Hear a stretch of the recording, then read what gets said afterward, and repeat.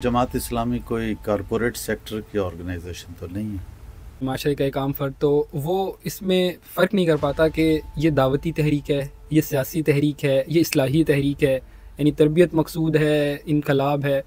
یعنی اگر اس سب کو ہمیں سمرائز کرنا ہو تو ہم کیا کہیں گے کہ جماعت اسلامی کیا ہے؟ سید مودودی کی تحریک کے اثرات عالم عرب میں، ایران میں اور دیگر ممالک میں، اور اس کے مقابلے میں خود اس علاقے میں جہاں سید بنفس نفیس موجود تھے یہ مختلف ہے۔ لیکن ایک سوال ذہن میں یہ آتا ہے کہ اتنا لمبا عرصہ کسی تحریک، کسی جماعت کو کہیں پہ کام کرنے کا ملا ہو، لیکن وہ کوئی مین سٹریم کی بڑی پارٹی نہ بن پاتی ہو۔ اقامت دین کی مخالفت، جماعت اسلامی کی مخالفت، سید مودودی کی مخالفت اور مزاحمت ہوئی محراب سے۔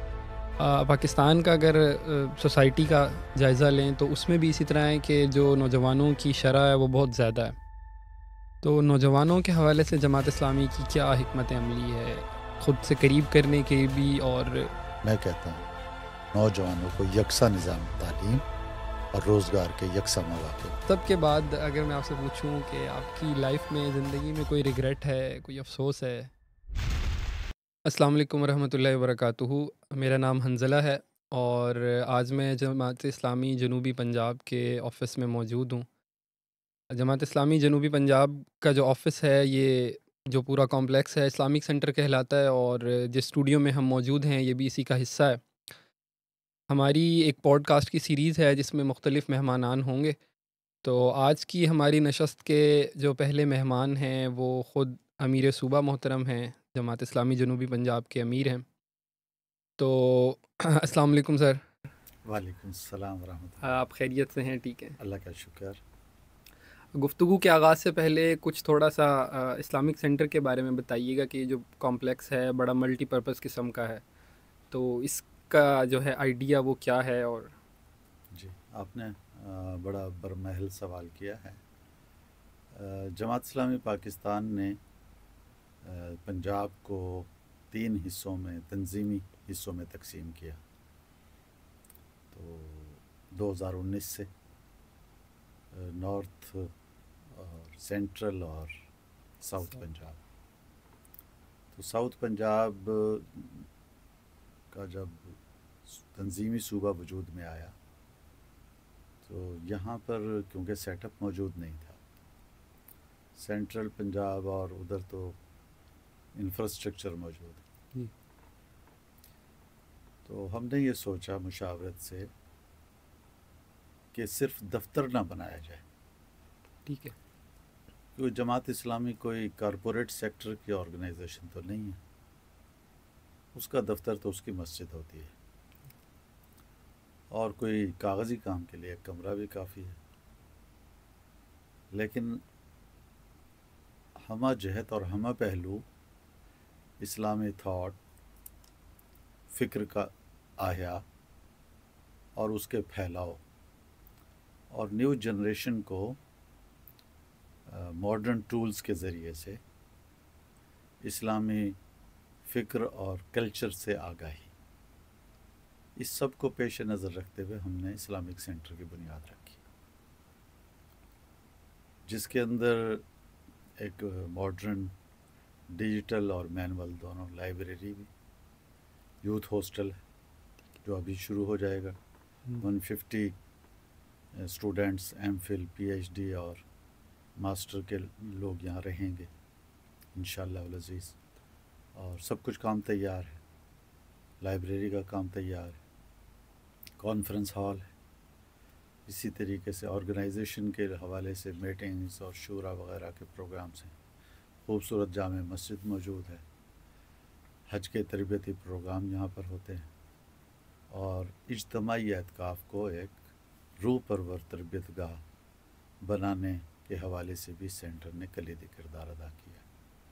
اور سائیڈ بائی سائیڈ جو دیگر ہماری اسلامک برادر تنظیمیں ہیں ان کے پروگرام بھی دعوتی اور تربیتی یہاں ہوتے رہتے ہیں. بین ہی فیوچر کے کچھ اس کے پلان ہیں، ان کے اندر ویسٹ کو میں بچے اور بچیوں کو آن لائن قرآن تجوید کے ساتھ پڑھانے کا رواج تو موجود ہے، لیکن یہ سینٹر انڈیویجول نہیں بلکہ اپنے مرکز کی بنیاد پر، سینٹر کی بنیاد پر ویسٹ میں بچوں کو اور بچیوں کو یہاں قاری اور قراء ہوں گے، تجوید سے قرآن پاک بھی پڑھائے گا۔ اسی طریقے سے عربی کلاسز وغیرہ بھی اس کا پارٹ پارسل ہوں گے انشاءاللہ عزیز۔ زبردست، ماشاءاللہ۔ ویسے تو بہت ساری جہات میں، بہت ساری ڈائمنشنز میں سینٹر کے جو ہیں پرپسز ہیں۔ ہم گفتگو کی طرف آتے ہیں، کیونکہ اسلامی ریاست کا جو تصور ہے، پاکستانی معاشرہ، نوجوان، تو ہم ان سب چیزوں کو کور کریں گے، لیکن اس سے پہلے بس تھوڑا سا آپ اپنی ارلی لائف کے بارے میں بتائیے کہ آپ کہاں پیدا ہوئے اور آپ کا براٹ اپ کیسا تھا، اور اب امیر صوبہ ہیں آپ، تو یہ پوری جرنی آپ کی کیسی رہی؟ بہت دلچسپ سوال ہے، اور میرے اپنے ذات کے لیے بھی دلچسپ ہے، کیونکہ میں اپنے ماضی کو فراموش نہیں کرنا چاہتا، اس کو یاد رکھنا چاہتا۔ اس کی یاد رکھنے میں مجھے اپنی حیثیت اور اوقات بھی یاد رہتی ہے۔ میں ایک مڈل کلاس کاشتکار فیملی سے میرا تعلق ہے، نام میرا محمد ظفر ہے، ضلع ملتان کی تحصیل شجاع آباد میں میری پیدائش ہے۔ گورنمنٹ پرائمری اسکول کے ٹاٹوں پر میں پڑھا ہوں، گورنمنٹ ہائی اسکول سے میں نے میٹرک کیا، اس کے بعد میں ملتان آیا، اور جس کو آج کل ایمرسن کہتے ہیں، کالج کہتے ہیں، اس وقت گورنمنٹ کالج ملتان کہتے تھے، وہاں میں نے تعلیم حاصل کی ہے۔ اسی دوران میں اسلامی جمعیت طلبہ سے، اور اگر میں یہ کہوں کہ اسلامی جمعیت طلبہ سے زیادہ میں سید مودودی سے متعارف ہوا، اور سید مودودی رحمۃ اللہ علیہ سے متعارف ہونے کے بعد میں مجھے کم از کم 10-15 سال تو کسی کی کوئی بات اچھی نہیں لگی، لیکن جب آپ کا ایکسپوجر، آپ کا نالج، آپ کا مشاہدہ بڑھتا ہے تو پھر آپ کچھ اور چیزوں کی طرف بھی دیکھتے ہیں۔ تو میں نے پھر سید مودودی رحمۃ اللہ علیہ سے متاثر ہونے کے بعد ان کی دعوت کو، ابلاغ کو، اور اس دعوت اور ابلاغ کو ایک مکمل جامع تصور کے ساتھ، انقلاب، زندگی کے ہر شعبے میں انقلاب، اور ایسا انقلاب جو امیر اور غریب کے لیے، چرند اور پرند کے لیے، اور حتیٰ کہ حیوانات کے لیے بھی امن کا پیغام دے اور عدل کا پیغام دے، تو اس کے لیے اپنے آپ کو وقف کر دیا۔ میں نے فردر تعلیم بھی حاصل نہیں کی، میں نے تجارت بھی توجہ نہیں دی، میں نے کاشتکاری پر بھی توجہ نہیں دی۔ گزر اوقات کے لیے میں نے سارے کام کیے، صرف اتنا کہ جس سے الحمدللہ میں عزت کی دال روٹی کھا سکوں، اور میں اپنے رب ذوالجلال کا شکر بجا لاتا ہوں، اس میں میری فیملی نے بہت زیادہ تعاون کیا، اور خصوصی طور پر میرے والد محترم جن کا جماعت اسلامی سے کوئی تعلق نہیں تھا، اچھا، کسی قسم کا تعلق نہیں تھا، اور وہ جماعت کو، سید مودودی کو جانتے بھی نہیں تھے۔ تو جب ہماری فیملی کے، خاندان کے لوگوں نے آ کے میرے والد کو کہا کہ بریلینٹ اسٹوڈنٹ ہے، اور آپ کا اکلوتا بیٹا ہے، اکلوتا وارث ہے، تو یہ پتہ نہیں کس کام پر لگ گیا ہے، تو میرے والد محترم نے، اللہ ان کو جنت فردوس عطا فرمائے، انہوں نے ایک لمحے کی تاخیر کے بغیر یہ جواب دیا کہ میرا بیٹا جو کام کرے گا وہ ٹھیک کرے گا۔ اچھا، اور مرتے دم تک انہوں نے مجھے سپورٹ کیا اور معاشی سرگرمیوں سے آزاد رکھا۔ انہوں نے میری اور میرے بچوں کی کفالت کی، فیملی کی کفالت کی، اور بعد میں بھی میری کفالت کا انتظام چھوڑ کر رخصت ہوئے، جس کی وجہ سے میں اپنے اجتماعی امور ابھی تک انجام دینے کی پوزیشن میں ہوں۔ یہ جو جماعت سے شعوری تعلق ہے جس کی بھی آپ نے بات کی، تو یہ ایج کیا تھی آپ کی؟ مطلب اسپیسیفکلی کتنے سال کے ہوں گے آپ جب؟ آپ کو تھوڑی سی حیرانی ہوگی کہ جب ہم خود بھی کسی سے پوچھتے ہیں تو وہ بتاتے ہیں کہ جی میں اوائل میں خطبات میں نے پڑھی تھی، دینیات پڑھی تھی، ہاں میں نے جی ایسے 9th کلاس میں سید مودودی کی جو پہلی کتاب پڑھی جو مجھ سے متعلق نہیں تھی، اچھا مجھ سے متعلق نہیں تھی، یعنی کہ میری ایج سے متعلق نہیں تھی اور میرے کسی حوالے سے بھی متعلق نہیں تھی، میں 9th کلاس میں تھا، تو کتاب پردہ پڑھی۔ اچھا تو میری بڑی سسٹر کی شادی ہوئی تھی صحیح اور وہ میرے جو بہنوئی تھے ان کے کسی فرینڈ نے ان کو کچھ ایک چھوٹا بریف کیس اور اس کے اندر وہ کتاب پردہ گفٹ کی تھی، تو وہ بس میں نے ویسے ہی پڑھی، لیکن اس کتاب کے بارے میں اس وقت اس کی ساری تھیم اور اس کی حقیقت تو نہیں سمجھ پایا، لیکن اتنا مجھے پتہ لگ گیا کہ لکھنے والا غیر معمولی آدمی، صحیح لکھنے والا غیر معمولی آدمی، اور لکھنے والے کا جو نقش ہے، اس کی جو شخصیت ہے، اس کا جو قد کاٹ ہے، اس کا جو مقام ہے، وہ میرے دل و دماغ میں پیوست ہو گیا۔ پھر شعور کی زندگی کے اندر بہت ساری چیزوں نے ان کی متاثر کیا، لیکن آج بھی میں بالکل وثوق سے کہتا ہوں کہ قرآن پاک اور قرآن مقدس کی اثر پذیری سے زیادہ تو اس کائنات میں کوئی چیز نہیں ہے۔ باقی چیزیں متاثر کرتی ہیں، لیکن ہمارے ساتھ کیونکہ مسئلہ یہ ہے کہ ہم عربی دان نہیں ہیں، اس لیے جو اثر پذیری کا لیول ہوتا ہے یا سطح ہوتی ہے وہ تھوڑی سی متاثر ہوتی ہے، اور ہم اردو کی چیزوں سے یا انگلش کی چیزوں سے جن کو ہم براہ راست ٹھیک سمجھ رہے ہوتے ہیں اس کا اثر زیادہ لے لیتے ہیں، لیکن قرآن کی اثر پذیری کسی بھی لحاظ سے بے مثل ہے۔ سید مودودی رحمۃ اللہ علیہ نے جو تفسیر لکھی تفہیم القرآن، میں آج بھی یہ کہتا ہوں کہ اگر کوئی وہ تفسیر نہ پڑھے، اگر کوئی فرد قرآن پاک کا ترجمہ نہ پڑھے، اگر قرآن پاک کی تشریحات کو نہ پڑھے، لیکن سید مودودی کی قرآن کی 4 بنیادی اصطلاحیں، بہت مختصر سا کتاب بہت مختصر سا کتاب ہے، جس کے بارے میں حضرت مولانا گوہر رحمان مرحوم مغفور جو مردان سے تعلق رکھتے تھے، عالم ربانی تھے، انہوں نے یہ کہا کہ اگر سید مودودی تفہیم القرآن کا مقدمہ جو انہوں نے لکھا ہے وہ بذات خود ایک شاہکار ہے۔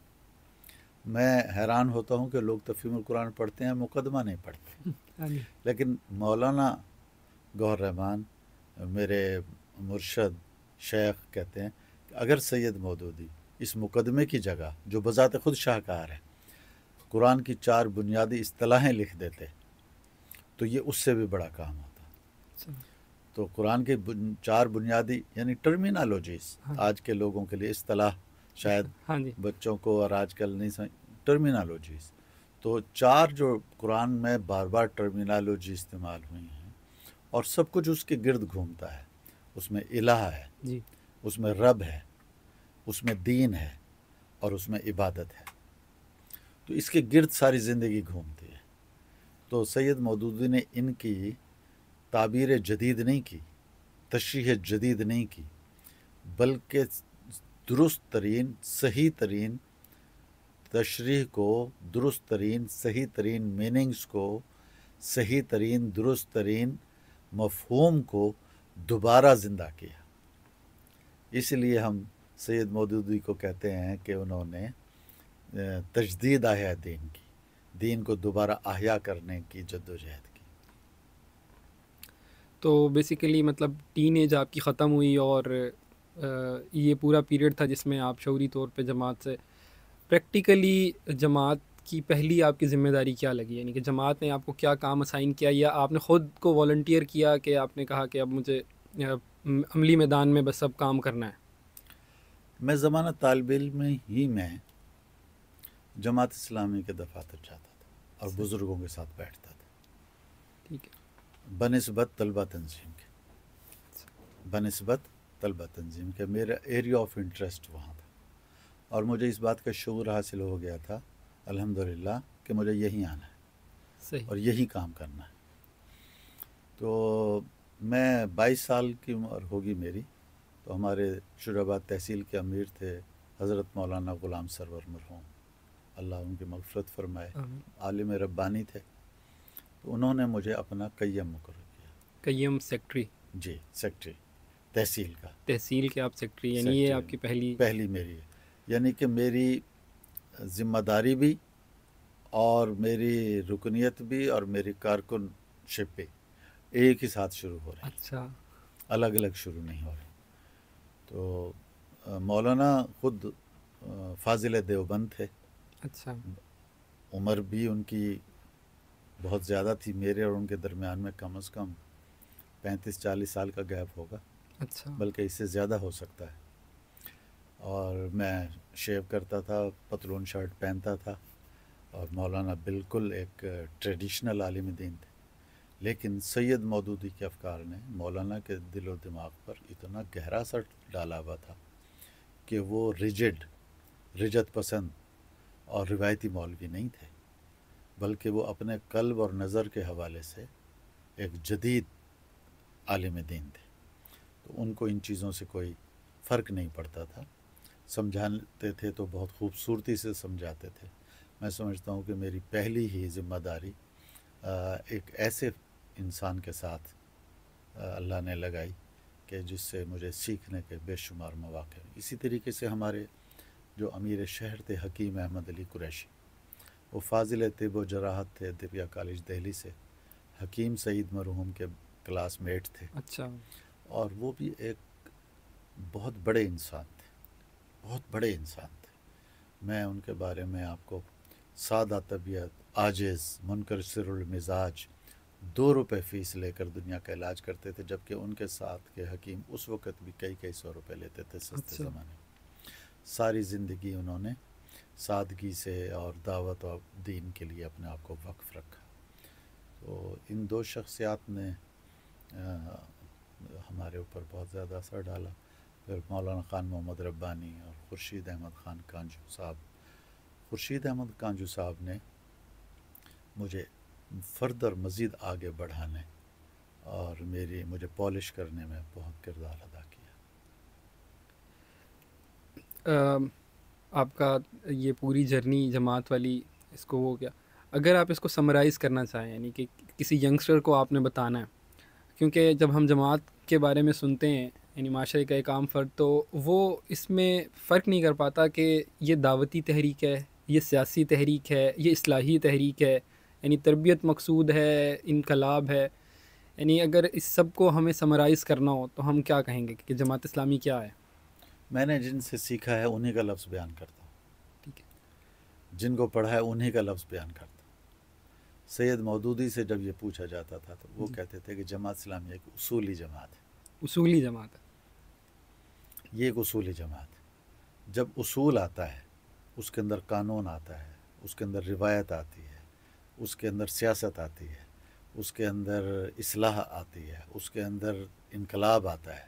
اس لیے کہ ساری بے اصولیوں کو مٹا کر، ساری بے قاعدگیوں کو ہٹا کر اس کی جگہ قاعدہ قانون اور بے اصولیوں کی جگہ اصول کا راج ہوتا ہے، اور اصول کا راج دراصل اللہ کا راج ہے۔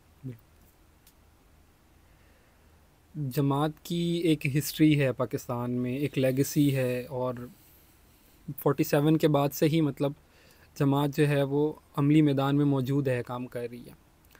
لیکن ایک سوال ذہن میں یہ آتا ہے کہ اتنا لمبا عرصہ کسی تحریک، کسی جماعت کو کہیں پہ کام کرنے کا ملا ہو، لیکن وہ کوئی مین سٹریم کی بڑی پارٹی نہ بن پاتی ہو، یعنی کہ یہ عام اعتراض، ایک عام سوال ہے۔ اور کئی دفعہ ایسا بھی ہوتا ہے کہ معاشرے کا ایک عام فرد اس کو مکس اپ کر دیتا ہے، یعنی انہیں لگتا ہے کہ شاید جمعیت علماء اسلام بھی یہی ہے یا جماعت یہی ہے۔ تو یہ بہرحال کنفیوژن ہے کہ ہم مین سٹریم بھی نہیں ہیں اور ہماری کوئی الگ انفرادی حیثیت اس طرح سے ابھر کے سامنے نہیں آتی۔ اچھا، یہ بڑا انٹرسٹنگ سوال ہے، لیکن یہ اس سوال کے جواب میں ایک تھیسس لکھا جا سکتا ہے اور مقالہ پڑھا جا سکتا ہے، تو شاید آپ کا پروگرام اس کے لیے کافی نہ ہو۔ اس کے اوپر پورا پروگرام ہو سکتا ہے اور ہونا چاہیے، لیکن پھر بھی میں کوشش کرتا ہوں کہ اس کا آپ کو اختصار سے جواب۔ پہلی بات تو یہ کہ جماعت اسلامی جب قائم ہوئی تو معروف معنوں کی ساری مذہبی جماعتیں موجود تھیں، ٹھیک ہے، ہاں جی۔ تو اس کا مطلب یہ ہے کہ پھر بھی جماعت اسلامی کی ضرورت تھی، ہوں، اور جو تھیں وہ اس ضرورت کو پورا نہیں کرتی تھی، اس لیے جماعت اسلامی ان سے منفرد اور ممتاز ہے، نمبر ایک۔ نمبر دو، جماعت اسلامی نے پہلے دن سے تعلیم اور تربیت اور کوالٹی پر زور ڈالا۔ وہ سمجھتے تھے سید مودودی، اور قرآن سے استنباط کرتے تھے کہ اگر منظم اخلاقی قوتوں سے، اخلاقی صلاحیت سے مالا مال مگر ایک چھوٹا گروہ بھی ہو، تو وہ بڑے گروہ پر فائق ہو سکتا ہے، بڑے گروہ پر غالب آ سکتا ہے۔ اس لیے وہ چاہتے تھے کہ ان کا جو گروہ ہو وہ صالحت اور صلاحیت اور علم اور علمی امامت کے منصب پر فائز ہو۔ تو آغاز اس طریقے سے ہوا۔ اب فوراً پھر وہ پاکستان بن گیا۔ پاکستان اب اگر آپ دیکھیں کہ سید مودودی کی تحریک کے اثرات عالم عرب میں، ایران میں اور دیگر ممالک میں، اور اس کے مقابلے میں خود اس علاقے میں جہاں سید بنفس نفیس موجود تھے، یہ مختلف ہے۔ ہاں جی سر۔ تو آپ دیکھیں گے پاکستان میں اس کی پذیرائی کا لیول وہ نہیں ہے جو دیگر مقام پر ہے۔ اس کی وجہ عمرانی بھی ہے، اس کی وجہ سماجی بھی ہے، اس کی وجہ مذہبی بھی ہے۔ تو یہاں بھی دین کی سربلندی اور اقامت دین کی تائید ہونی چاہیے تھی محراب اور ممبر سے، لیکن شخصی خیالات، شخصی رقابت اور کچھ دستار، وردی، سند، خلف الرشید، سلسلہ نسب، ان چیزوں کو بنیاد بنا کر اقامت دین کی مخالفت، جماعت اسلامی کی مخالفت، سید مودودی کی مخالفت اور مزاحمت ہوئی محراب سے، جس سے عام مسلمانوں کے اندر کچھ خدشات پیدا ہو، عام مسلمانوں کے اندر۔ ٹھیک ہے۔ دوسری طرف سید مودودی کی فلسفی، اقامت دین، انقلاب، حکومت الہیہ، خلافت علی منہاج النبوہ، اس سے پاکستان کی حکومت قائد اعظم رحمۃ اللہ علیہ کے رحلت کے فوراً بعد، یہ قائد اعظم رحمۃ اللہ علیہ نے سید مودودی کو ریڈیو پاکستان پر اسلام کے نظام کے حوالے سے تقاریر کرنے کے لیے، اور انہوں نے 8 تقاریر ریڈیو پاکستان سے کی۔ تو قائد اعظم فوت ہوئے تو اس کے بہت مختصر عرصہ بعد سید مودودی کو اریسٹ کر لیا گیا۔ تو حکومت نے حکومت اور حکمرانوں، اور خاص طور پر جنرل ایوب کی حکومت، پہلا ملٹری ڈکٹیٹر نے سمجھا کہ یہ شاید ہمارے خلاف کوئی ایک منظم بغاوت۔ تیسرا مرحلہ ماڈرن لوگوں کا ہے۔ ماڈرن لوگ جو تھے وہ سید مودودی کو بغیر پڑھے ایک مولوی سمجھتے تھے۔ مولوی سید مودودی کو مسٹر کہتے تھے، اور ماڈرن لوگ کہتے تھے۔ تو سید اور جماعت اسلامی مسٹر اور مولوی کے درمیان سینڈوچ بنے، صحیح۔ یعنی یوں کہہ لیجئے خلط مبحث ہو گیا۔ یوں کہہ لیجئے کہ ایک ایسا کنفیوژن کریٹ کر دیا گیا، دھول اڑا دی گئی کہ جس کے اندر سے ٹھیک بات کو سمجھنا دشوار ہو گیا، اور اس دھول کو اور گرد کو بیٹھنے میں ایک طویل عرصہ لگا۔ اس وجہ سے جماعت اسلامی اپنی ٹھیک دعوت، ٹھیک اٹھان، ٹھیک تربیت، اچھی تنظیم ہونے کے باوجود مین سٹریم میں نہ، لیکن یہ بھی نہیں ہے کہ وہ مین سٹریم میں نہیں۔ پاکستان کا کوئی فیصلہ جو اس کے مستقبل کے حوالے سے ہو، آئین سازی کے حوالے سے ہو، یا کوئی بڑا ایسا معاملہ ہو کہ جس پر نیشنل کنسنسس کی ضرورت ہو، تو جماعت اسلامی کی شمولیت اور بامعنی شرکت کے بغیر وہ کبھی تکمیل کو نہیں پہنچا۔ ابھی رسول اللہ کی دعوت کا آپ نے تذکرہ کیا، اور ہم سیرت سے دیکھتے ہیں کہ رسول اللہ کے ارد گرد نوجوان بہت زیادہ تعداد میں موجود تھے۔ پاکستان کا اگر سوسائٹی کا جائزہ لیں تو اس میں بھی اسی طرح ہے کہ جو نوجوانوں کی شرح ہے وہ بہت زیادہ ہے۔ تو نوجوانوں کے حوالے سے جماعت اسلامی کی کیا حکمت عملی ہے، خود سے قریب کرنے کی بھی؟ اور نبی پاک صلی اللہ علیہ وآلہ وسلم کے گرد نوجوان تھے۔ ہم صحابہ کی سوانح عمری اور ان کی اسماء اور رجال کی کتابوں کو جب پڑھتے ہیں تو اس میں ایک بڑی تعداد بالکل ینگ لوگ کی، بین ہی سید مودودی کی دعوت اور ان کی جماعت اسلام، اس میں بھی میجورٹی نہیں، عظیم میجورٹی نوجوان ہوئی تھی۔ 75 افراد میں سے 60 افراد تو گن کر بتائے جا سکتے ہیں جو تاسیس کے کہ وہ جوان تھے یا نوجوان۔ لیکن یہ بعد میں جب مارشل لاء لگی، جماعت اسلامی کو بین کیا گیا اور اس کے اوپر طرح طرح کی پابندیاں لگیں، تو ایک گیپ آ گئی اور نیا خون اس طریقے سے شامل نہ ہو سکا۔ وہ گیپ اب ختم ہو، اب جماعت اسلامی کی قیادت میں بھی اور جماعت اسلامی کے وابستگان میں بھی ایک بڑی تعداد میں، اسی طریقے سے تعلیمی اداروں میں، مزدوروں کے محاذ پر اور دیگر جو محاذ ہیں، سب کے اندر نوجوان قیادت کو انٹروڈیوس جماعت اسلامی اور ان کی سرپرستی۔ ابھی بھی جو ہم نے گزشتہ سال الیکشن ہوا ہے، اس میں نوجوانوں کو ٹکٹ دی۔ ہم نوجوانوں کو تیل، سونا اور تانبا اور کسی بھی چیز سے زیادہ قیمت دیتے ہیں۔ یہ انرجی ہے، یہ ریسورس ہے، یہ دولت ہے۔ کس چیز کی؟ تحفظ، تعمیر و ترقی، استحکام پاکستان، اور صرف اس کی نہیں، نسلوں کی بقا کی ضامن۔ اس لیے نوجوانوں کو کیا چاہیے؟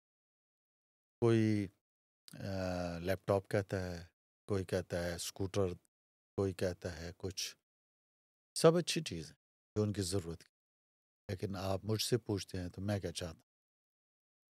میں کہتا ہوں نوجوانوں کو یکساں نظام تعلیم اور روزگار کے یکساں مواقع کے۔ بالکل ٹھیک۔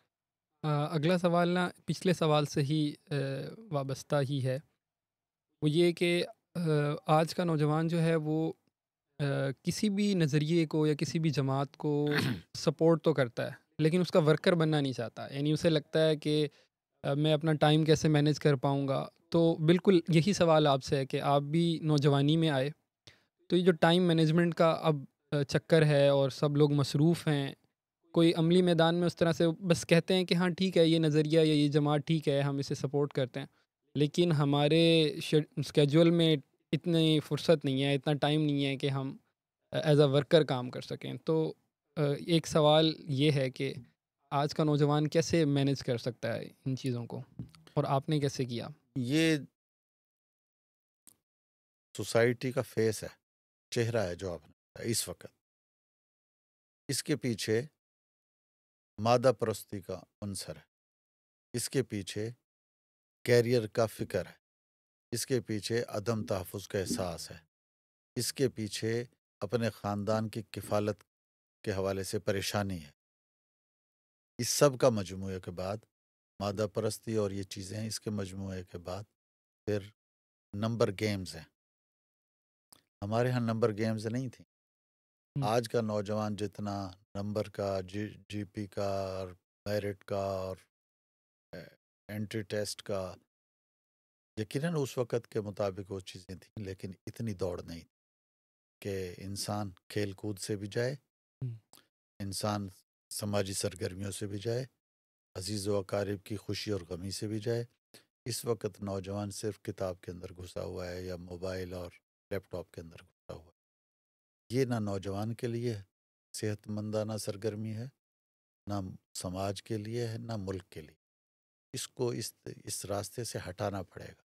اسی کا یہ نتیجہ ہے کہ وہ کسی کو اچھا یا برا تو کہتا ہے اور کسی کو پسند اور ناپسند تو کرتا ہے، لیکن اس کا عملی حصہ بننے کے لیے تیار نہیں۔ لیکن میں نوجوانوں کو کہتا ہوں کہ وہ اس حربے کو پہچانیں، اس حربے سے نکلیں۔ ایک دفعہ ان کو اگر یہ اپنی کیریئر کی یا اپنی ذات کی قربانی دیں گے تو پتہ نہیں کتنے لوگوں کے کیریئر کو اور کتنے لوگوں کی مستقبل کو یہ سنوار سکیں گے اور بنا سکیں گے۔ اور جو لوگ اپنے حق کی قربانی دیتے ہیں وہی دراصل بہت سارے لوگوں کے حقوق کو محفوظ کرنے کی ضمانت دیتے ہیں۔ ہمارا آج کی گفتگو کا ویسے آخری سوال، آپ نے جو پوری زندگی کا تذکرہ کیا، جس میں نظریہ ہے، جس میں ایک مقصد ہے، اور اس کے اندر آپ نے بتایا کہ گھر والے معاملات بھی ہیں اور فیملی لائف بھی ہے، پرسنل لائف بھی ہے۔ اس سب کے بعد اگر میں آپ سے پوچھوں کہ آپ کی لائف میں، زندگی میں کوئی ریگریٹ ہے، کوئی افسوس ہے عمر کے اس حصے میں، تو نہیں، مجھے اپنے کسی اس طرح کے عمل پر کہ اگر میں یہ کرتا تو یہ ہوتا، اس طرف توجہ دیتا تو یہ ہوتا، اس پر تو افسوس نہیں۔ لیکن ایک خلش ہے، خلش یہ ہے کاش ہر انسان کی طرح ہم اپنی محنت کا نتیجہ اپنی آنکھوں سے دیکھ سکتے۔ کاش اس ملک کے اندر اسلام کو بالادست دیکھ سکتے۔ یہ خلش ضرور موجود، شاید اللہ کو جو منظور ہو کب پوری ہوگی۔ سر بہت شکریہ آپ کے وقت کا، اور انشاءاللہ مستقبل میں کسی خاص موضوع یا کسی خاص ٹاپک کے ساتھ مزید بھی انشاءاللہ آپ کا وقت لیں گے اور کسی موضوع پہ آپ سے گفتگو کریں گے۔ ویلکم۔ یہ ہماری آج کی نشست تھی، جس کے مہمان راؤ محمد ظفر صاحب، امیر جماعت اسلامی جنوبی پنجاب تھے۔ ان کی زندگی کا اجمالی سا تذکرہ، نظریے سے ان کی وابستگی، اور عمر کے اس حصے میں ان کے زندگی کے بارے میں نظریات کو ہم نے جانا۔ نوجوانوں کے حوالے سے جماعت اسلامی کی پالیسی کو ڈسکس کیا۔ تو امید ہے انشاءاللہ اسی طرح کی مجلسیں اور نشستیں پوڈ کاسٹ کے ذریعے جاری رہیں گی۔ آپ میں سے جو لوگ بھی ہمارے ساتھ موجود تھے اور جنہوں نے گفتگو سنی، ان کا بہت شکریہ۔ اگلی کسی نشست میں انشاءاللہ ملاقات ہوگی۔ السلام علیکم۔